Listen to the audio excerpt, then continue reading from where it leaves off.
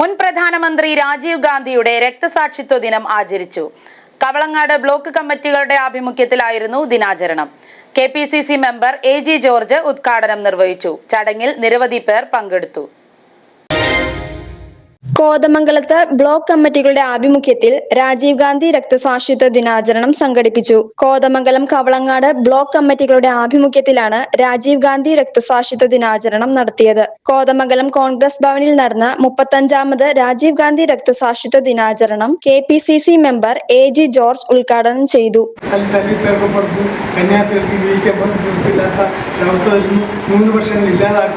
ഈ ഒരു അവസ്ഥയാണ് ഇന്ന് ഇന്ത്യയിലുണ്ടെങ്കിൽ അതിനുവേണ്ടി പോരാടുന്ന രാഹുൽ ഗാന്ധിയുടെ കൂടെയും അതുപോലെ തന്നെ പ്രിയങ്ക ഗാന്ധിയുടെ കൂടെയും ശക്തമായ രീതിയിലേക്ക് തിരിച്ചു വരുന്നതിന് വേണ്ടിയിട്ട് ഇന്ത്യൻ നാഷണൽ കോൺഗ്രസിന്റെ പ്രവർത്തകർ രംഗത്ത് വരുന്ന ഒരു സമയമാണിപ്പോൾ. കോതമംഗലം ബ്ലോക്ക് പ്രസിഡന്റ് ഷമീർ പനക്കൽ അധ്യക്ഷത വഹിച്ചു. പാർട്ടിക്കും രാജ്യത്തിനും ഉജ്ജ്വലമായ നേതൃത്വം കൊടുത്ത ഒരു സംഘാടകനും ഭരണാധികാരിയുമായിരുന്നു പ്രിയപ്പെട്ട